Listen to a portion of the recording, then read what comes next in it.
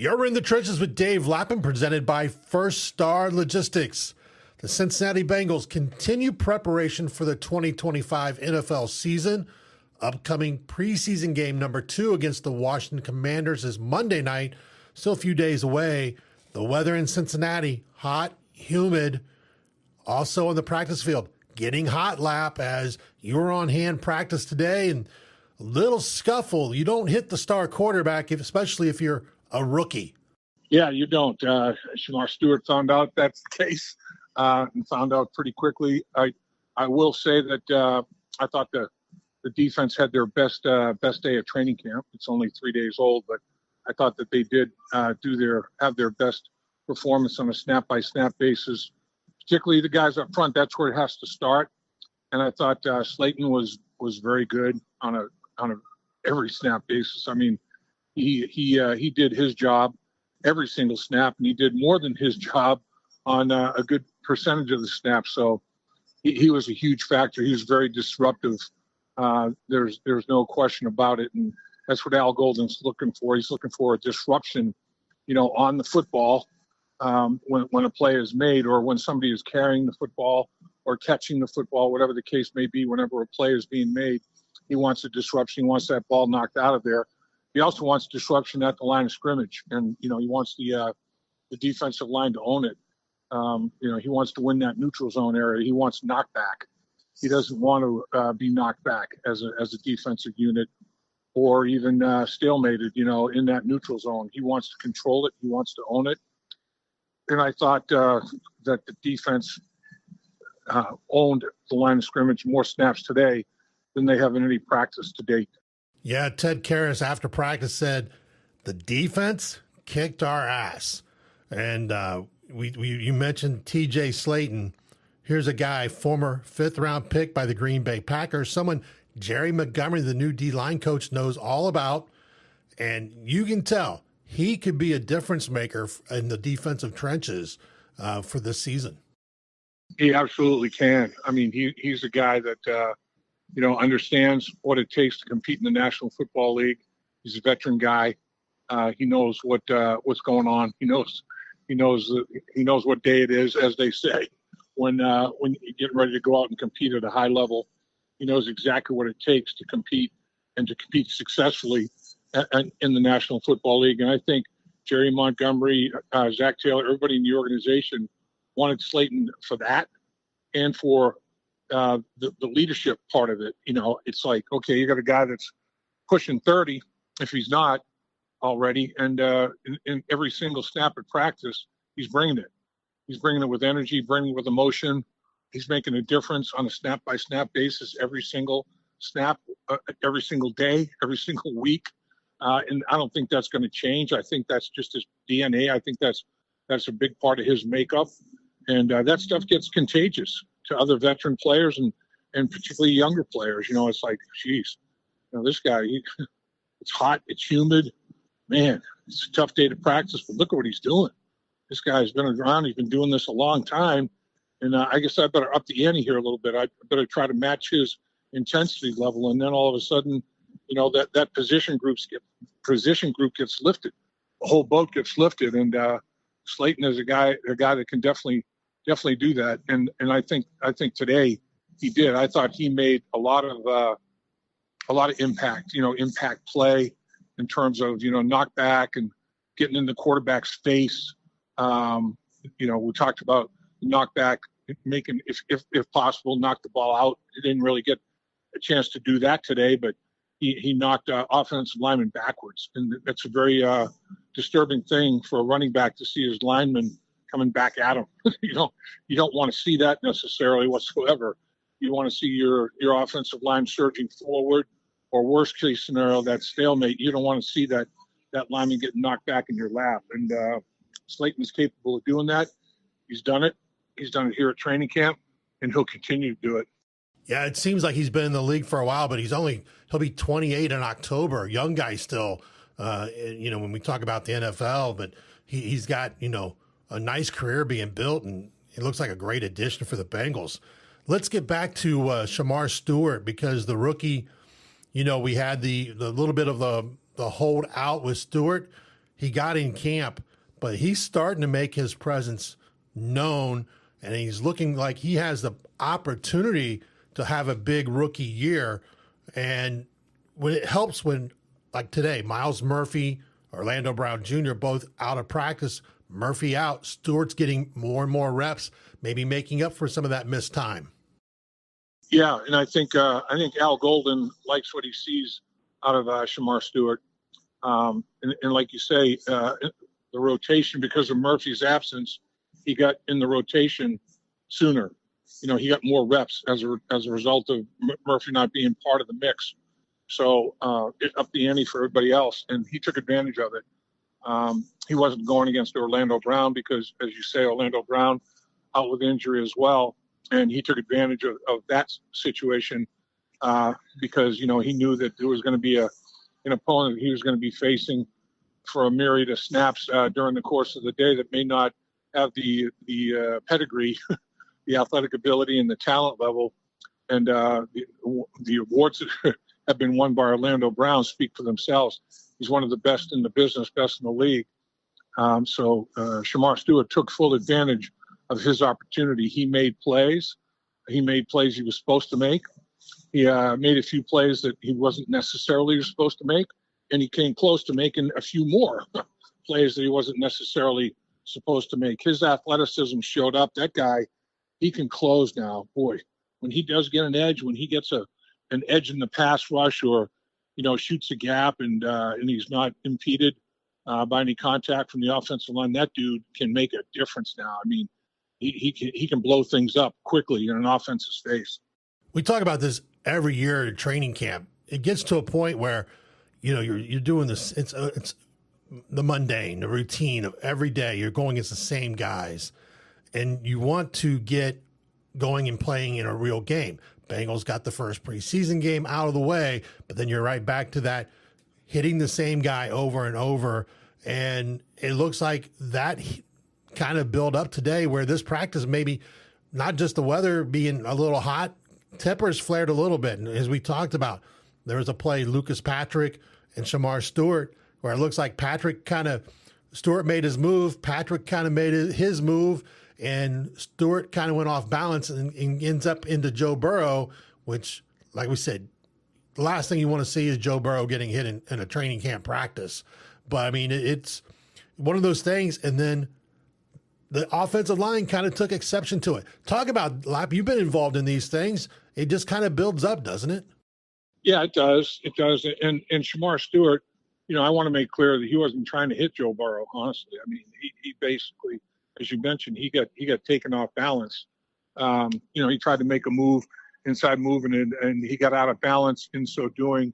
The veteran lineman knocked him further off balance, off his feet, and as he was going off his feet, he hit into Joe Burrow. So, those things happen. And I think everybody started milling around. There wasn't any real danger of anybody squaring off or anything like that. But the bottom line is, when you see number 9 on the ground, until you find out exactly what happened, you're going to do some up close and personal investigating. You're going to get your nose right in there with the opponent and find out what's what, who did what and why and how. And it turned out to be, nothing. I could basically see that Joe Burrow got up and, kind of shaking his head and said, guys, this was nothing. Don't worry about it. I'm good. Everything's good.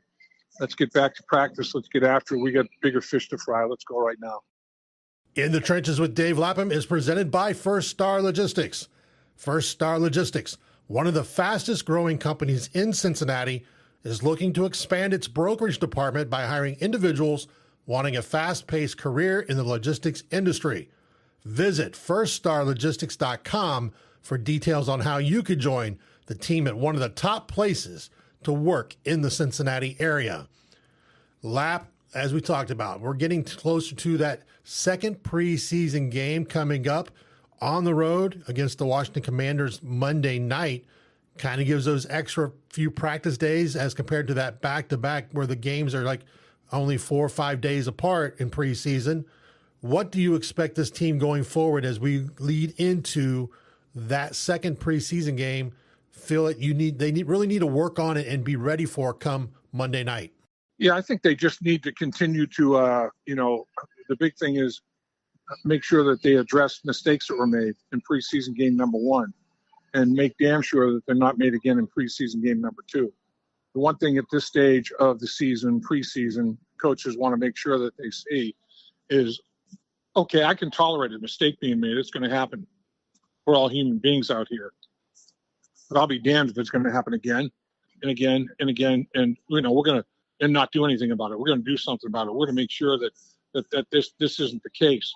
So, you make mistakes like jumping off sides, lining up in an illegal formation, illegal motion, things of that nature that are totally correctable and just brain farts, brain cramps, mental errors.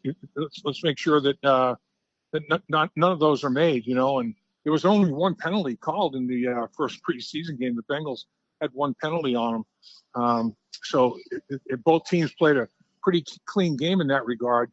And I'd like to see that happen, again.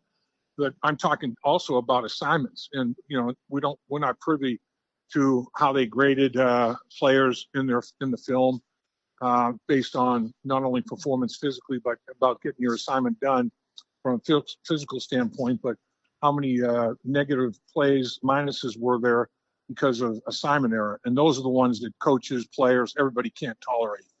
You don't want to let your teammates down. You don't want to be the guy that had a big play called back, potential touchdown play, called back because you were the one that didn't take care of business. You didn't know the snap count. You jumped too early. You were in motion too soon. You lined up illegally. You lined up too far off the line of scrimmage, and it's an illegal formation. All those kind of things, you have to take care of, and it has to be taken care of on the practice field. You can't go out in an NFL preseason game and make those kind of mistakes. That's intolerable. And you're going to get your teammates all hacked off. You're the guy that, oh, you were the one. Geez, we had a nice touchdown play. Oh, you were the guy. You were the guy that made the mistake. You don't want to be that guy. And I think that's something that guys are vitally aware of, critically aware of right now. They want to make sure that go out in these preseason games and operate as cleanly as they possibly can. Make sure everybody's taking care of their assignment, where they're supposed to be, when they're supposed to be there, how they're supposed to get it done, and why they're supposed to get it done. Lapham, before we let you go, fans are starting to get anxious about Trey Hendrickson and what the Bengals and Trey Hendrickson are doing, but that's not the only story in the NFL. He's not the only player doing a quote hold-in, as the Steelers are dealing with this with Cameron Hayward. You've got the Commanders dealing with Terry McLaurin, and the Cowboys with Micah Parsons. And each one of those situations are different, but at some point in time, Trey knows, the Bengals know, he has to get on the field or he's going to lose paychecks.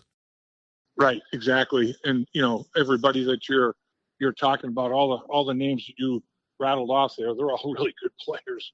I mean, they're key players to the success. They're a big key to the success or potential success of their respective football teams. And it's interesting now, this hold in, that was foreign language. We never heard of anything like that back in the day. There weren't very many even holdouts. It's a totally different day. Guys are doing everything they possibly can to create leverage, and they want to get as good a deal as they possibly can, as sweet a deal as they possibly can, because the life expectancy in the NFL is a short period of time. It's 4 years. So, you want to make sure that you are taken care of from a financial standpoint to the maximum. The agents are going to make sure of that as well, because obviously they want to get paid. That's their livelihood as well. So people do understand that it's business, and it's nothing personal, but it's part of the business process. Teams have the ways they can leverage players. Players have ways they can leverage teams. And that's part of the negotiation process. So, but yeah, you want these guys to get in as soon as they possibly can, because as great as they are, you want them to take reps. You don't want them to go into the regular season game number 1, game number 2 or 3 or whatever it may be, without any reps under their belt. They're great players, they'll probably get it done and probably get it done pretty effectively. But why put yourself through that if unnecessarily if you don't really have to? And then of course there's there's the thing you don't want to think about, you don't even want to talk about, knock on wood talking about it, is injury. You have to, there's training camp, you get your body used to contact. There's football conditioning, and these guys are missing the football conditioning right now. And sometimes, it's hard to make it up in just a matter of, days or even a week or a couple of weeks.